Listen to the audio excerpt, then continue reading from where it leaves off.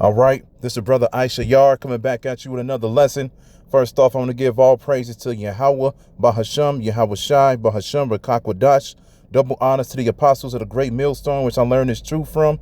Honors to all of you elders and brothers out there pushing this word through the four corners of the earth within truth and sincerity. And shalom to the Akwat that's listening and learning. Today, I want to get into a topic, and my topic is going to be called People Are Waking Up to America's Collapse. Now, the prophecy for World War III is still in play, man. India just got into it with China today, saying that 20 of India's soldiers were killed with a clash with the Chinese troops. And Iran was over here testing out, having a setup where they're testing. It's kind of like what they call that, where you practice. Kind of like a practice range or something like that on U.S. soldiers, not actual U.S. soldiers, but I forget the word. It's not coming to my mind. But all of these things are coming into play, as far as World War III is concerned, and that because World War III has to happen, because without World War III, then you don't get any nuclear missiles to destroy America. And that's another prophecy that's gonna pass, because Yahweh Ba'Shem, Yahweh Shai, they're gonna use those missiles to destroy America completely, and America's gonna be destroyed within 1 hour according to the scriptures. So, and then I found this article right here on RT.com, Russia Today. It says America's disintegration no longer sounds like a crazy prediction, but no one will like the consequences. And pretty much, man, this is talking about the American dollar collapsing. It's talking about, the debt that America has. It's talking about the enemies that America has. It's talking about pretty much the downfall of America. And pretty much, man, when America falls, man, it's going to fall hard. This is going to be like no other destruction ever in history, man. It's going to fall hard, And so I'm going to read a couple of paragraphs from this article right here. I'm going to read these first two paragraphs, and then there was another section that was pretty interesting. So right here it says, as someone who lived through the collapse of the Soviet Union, I find some images and reports coming out of the United States these days eerily familiar. But should anyone be looking forward to the disintegration of the U.S., rioting, tearing down of statues, senior officials openly defying the nation's chief executive? By the late 1980s, the USSR was a declining superpower with inept leadership, torn apart by escalating internal contradictions and abjectly losing in a competition with another, much more successful superpower.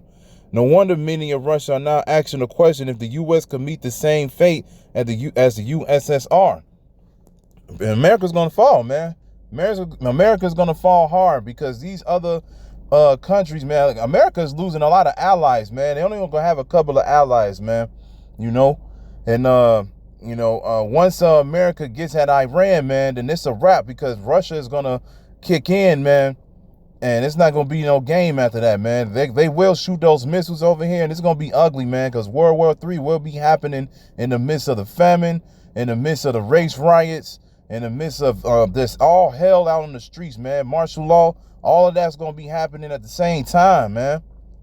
It's just going to be the greatest destruction ever, man. And that's why right here, when I scroll down and I read this part, it says, if the U.S. falls, it will be unlike anything. Then it says, of course, the U.S. is not the same as the Soviet Union. If America is doomed to fall apart, it will do so in its own unique way rather than replaying the Soviet scenario, which is true. This is not going to be anything you ever seen before. In 2010, Ferguson saw financial and fiscal imbalances as the main risk to the U.S. continued existence. In 2020, these imbalances grew even bigger, putting at risk the status of the U.S. dollar as the world's primary reserve currency. However, the decline of America's financial sustainability is now eclipsed by even more serious problems such as domestic political polarization and the increasing competition from China. Fast forward to 2025, as you know, we all know that's bullshit, man. This place ain't gonna last that long. Then it says, after another deeply divisive presidential election, the U.S. is gripped by massive unrest, exacerbated by an epidemic of COVID-24, a new strain of coronavirus, COVID-24. Wow, y'all not even done with COVID-19. It says China, whose relations with the U.S. are now openly adversarial, decides it is the right moment to strike. Beijing pulls the plug on the U.S. dollar by dumping the dollar-denominated assets and stopping the use of the U.S. currency, triggering the meltdown of America's financial system. As a Chinese expert noted back in 2019, while appearing unassailable, the dollar may be much more vulnerable than many suspect. Its end may arrive sooner than expected. In a few months, Congress proclaims dissolution of the United States to be replaced by loose Commonwealth of American states. This is, of course, a purely imaginary scenario, but you have to admit that its constituent elements, except perhaps the final one, do not at present look completely fantastic. You see? They saying right here, man, this scenario that they are drawing in their heads, or they felt like might happen within the next 4 or 5 years, but they're seeing these things as if it's part is going to happen now, you know? And you are seeing that, man. You're seeing the dollar get weaker and weaker. You're seeing these countries, man, pulling away from the dollar, man, because China's trying to become that next top power, man. China's trying to become the next world leader, but that's not going to happen, man, because once America falls, the kingdom of Israel will come up. The kingdom of Yahweh Ba'Shem Yahushua will come up, man. You know, it's going to be ruled by you so-called Negroes, Latinos, and Native Americans, man. You know, we're going to be the ones to rule this kingdom after America falls, man. Because like it says in Esdras, Esau's the end of the world and Jacob is the beginning that followeth. So Esau's in power right now, man. So once he falls, we're coming up, man. China, you know, China's going to go into slavery with the rest of the heathen nations. But like this scenario says right here, man, it's saying that, hey, they thinking that these things will probably happen within the next 5 years. But they're, you know, they said you can't ignore the facts of what's going on right now. Okay? You can't ignore that these things are happening fast in America. You can't ignore that America just added another $1 trillion in debt within 1 month. 1 month, man. So with that said, man, you know, you got to really look at what's going on, and, you know, you got to pay attention and prepare yourself for this collapse, because it's going to happen, man. It's going to happen hard, man. It's going to happen hard. So with that, man, let's jump into the scriptures.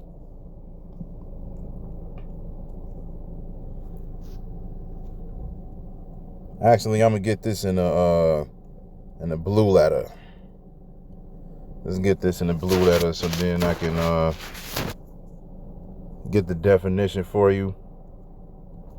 It's Habakkuk 2:6. It says, shall not all these take up a parable against him, and a taunting proverb against him, and say, woe to him that increaseth that which is not his. How long? And to him that ladeth himself with thick clay. Yeah, woe to you that increaseth that which is not yours. Esau stole his land, man. He stole his land. He robbed the people. He robbed us. He robbed the Indians. He brought us over here as slaves, and he made us build this place which wasn't his, you know, by theft, murder, you know. He the one that stole this, and he increased, man. He's the one that's rich. He's the one that's rich. He's the one that's in power. He's the one that's going and has everything within his hands right now, man. You know, the Most High gave him his blessing, which is a sword. And you can see the technology that he has to kill whoever's in his way, man. You know, this is what he's done. He has increased in which is not his.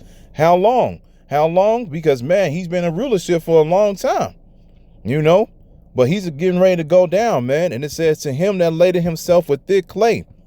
Now, you look up that word, man.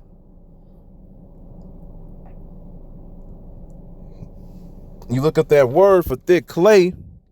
It's Ibotyot, and it says wedges, weight of pledges, heavy debts, man.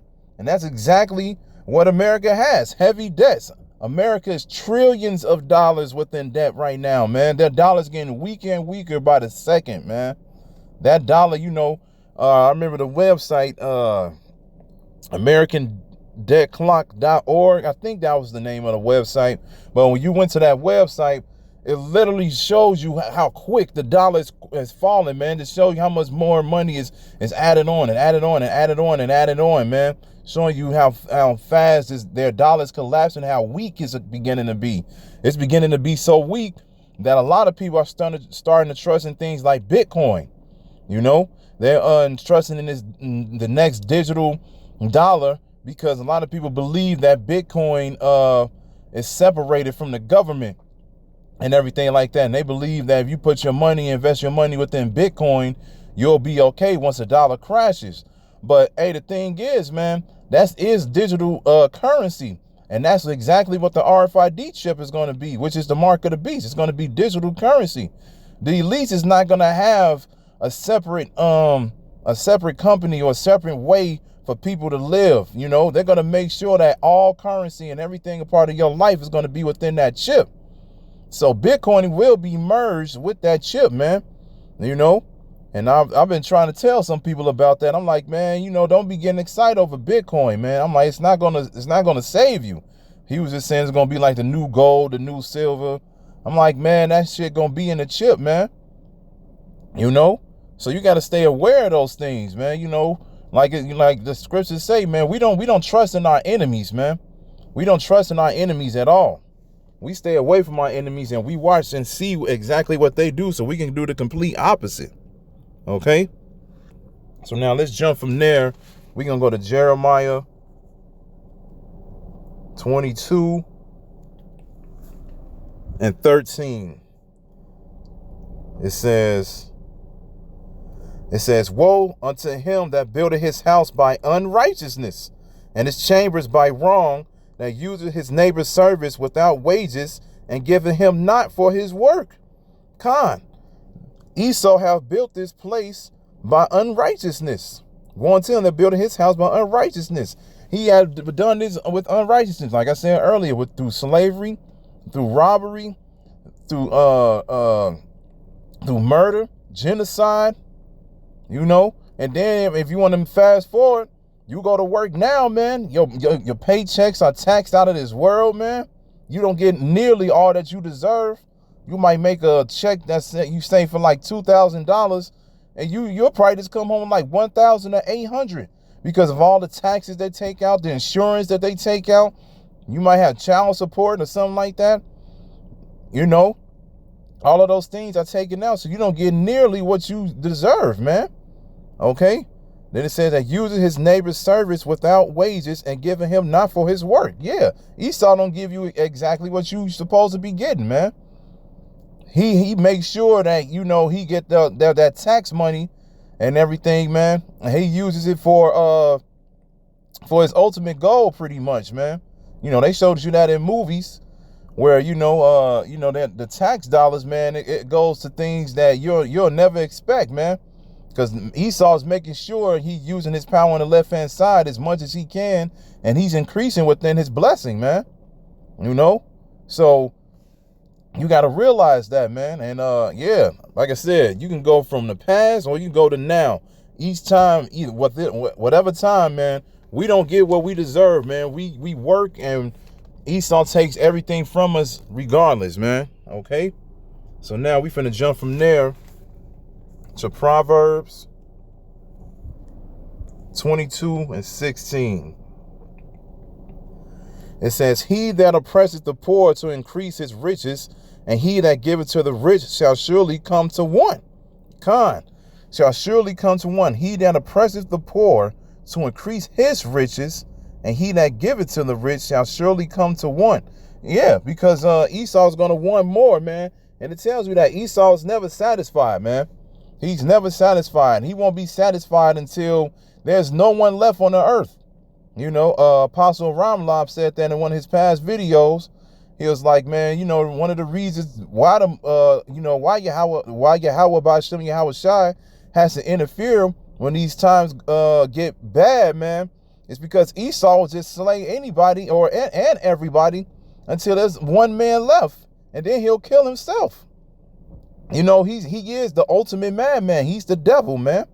He oppresses the poor to increase his riches, and that's exactly what's going on, man. Every time when you go to work and everything, man, people are upset. They're upset, especially Jake. You know, because we the ones that's oppressed. We the ones that's oppressed, man. He increases with us, you know. Even these so-called celebrities, they still oppressed. You know, you still see certain news articles about them and their heritage, and then they have to speak up, like sort of like Nick Cannon. You know, Nick Cannon just came out with a song because of George Floyd and everything like that. So, you know, he has the riches and everything like that. But now, you know, he's bringing stuff out like that. Now you having certain Israelites, celebrities waking up to the fact that they're Israelites and everything like that. And then just because of these normal people that's dying, they're realizing that our people are still oppressed, man. He used us within the entertainment world to increase his riches and to make Jake even more blind, man. You know, Jake definitely is more entertained with sports or music and everything like that. They're not into these scriptures, man. And Esau love it, man, and Jake does too. But neither party will love it soon, man. As soon as this place start going down. As soon as this place start going down, it's going to be a wrap. So now let's jump from there to James. We're going to get James 5 and 5 through 7. It says, you have lived in pleasure on the earth and been wanton. You have nourished your hearts as in the day of slaughter. You have been proud as in the day of slaughter. You see all kind of videos, you know what I'm saying, we still getting hung. Now you're starting to see videos of certain Latinos being hung. And you know, you're still coming to seeing these Edomites, man, coming out with videos. Somehow they proud to be white women. They're proud to be white men and everything like that, man. They're being proud, man. They're living in their pride with pleasure. They're like, hey, man, hey, this is our kingdom. Hey, I don't care what happens to y'all. You know, as in the day of slaughter, we getting slaughtered out here, man. And they got a big ass smile on their face, but the roles will reverse soon. You have condemned and killed the just, and he does not resist you. Be patient, therefore, brethren, until the coming of the Lord. Behold, the husbandman waited for the precious fruit of the earth, and hath long patience for it, until he receive the early and latter rain. Now, who's the husbandman, man? Yahweh Shai. And scriptures tell you that this is a wedding that we're getting prepared for, man. It compares it to that. Israel is the bride, man. Yahweh Shai is going to come back and deliver his elect. You know, the precious fruit is the elect, man. They're the ones who's gonna start Israel off on the other side, man. You know, and you know, we're the ones, Yahweh Ratazah, we're the ones that's part of that elect. But you know, right now we're the precious fruits, man. You know, the ones that's out here doing the work, the ones out here preaching this word, man, through the four corners of the earth. You know, we're trying to wake up the last of the elect, you know. So then we can get up out of here, because we know that this place is getting ready to go down. We know that the elect is being sealed, because like it says in Revelation, hurt not the earth nor the sea until the elect is sealed. And we're starting to see the earth become hurt, man. We're starting to see things go down. So as soon as everything is evident, as soon as everything is set in place, man, we know that the elect is here. The elect is here now, but we will see who the exact elect is once this place goes down, man. But like it says in verse 7, we have to wait on Yahweh Ba'ashem Yahweh Shai to see who those men are. And Yahweh Ratazah, we are those men, man. Okay? So let's just get one more. Let's jump to Obadiah. And we're just going to read down to verse 3. It says, the vision of Obadiah. Thus saith the Lord Yahweh concerning Edom. We have heard a rumor from the Lord, and an ambassador is sent among the heathen. Arise ye, and let us rise up against her in battle. Behold, I have made thee small among the heathen. Thou art greatly despised. Con.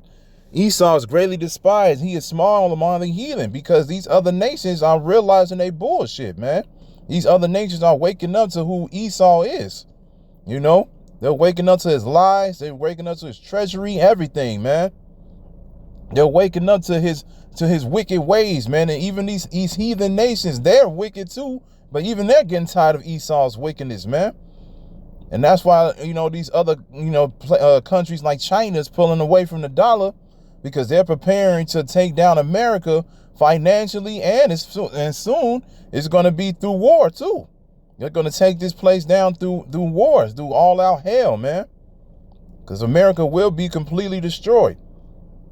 And it says, the pride of thine heart have deceived thee, thou that dwellest in the clefts of the rocks, whose habitation is high, that saith in his heart, who shall bring me down to the ground?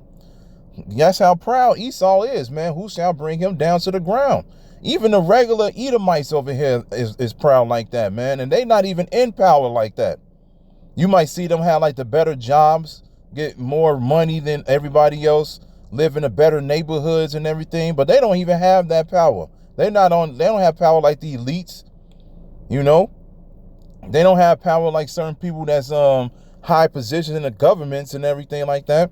But even they have that pride to the point where they'll walk around and be like, hey, man, America's going to keep standing forever, man. This is the greatest country to ever live.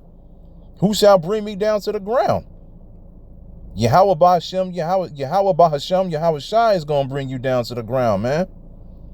That's exactly who's going to bring you down to the ground, man. Because that's how proud you are. You know, you think you just can overcome everything. You're so in your ways, man, that you think you're gonna go and try to fight against Yahweh Shai and the angels, and you think you're gonna win. you think the left hand side is actually gonna take over the right hand side? Yahweh has control over both sides, but you know Esau's over his head so much that he thinks that he's gonna have a chance. But hey, man, we're gonna see that royal uppercut, man. We're going to see that royal uppercut, man, when they try to fight, man. And like it says in 2nd Esdras, hey, they're going to be afraid, but they're going to keep fighting, and that's going to lead to their demise, man. Just like this country. It's going to be, this country will be wiped out completely, man. So, man, we need to keep praying, man. Keep at it. Keep our eyes and our ears open, man, and prepare for these times, because at any moment, man, this can go down, man. Any moment, this can go down. So with that, man, I want to say, Kal Halal, Yahweh Ba'Hashem, Yahweh Shai, Ba'Hashem, B'Kakwadash. Double honors to the apostles of the great millstone, which I learned this truth from.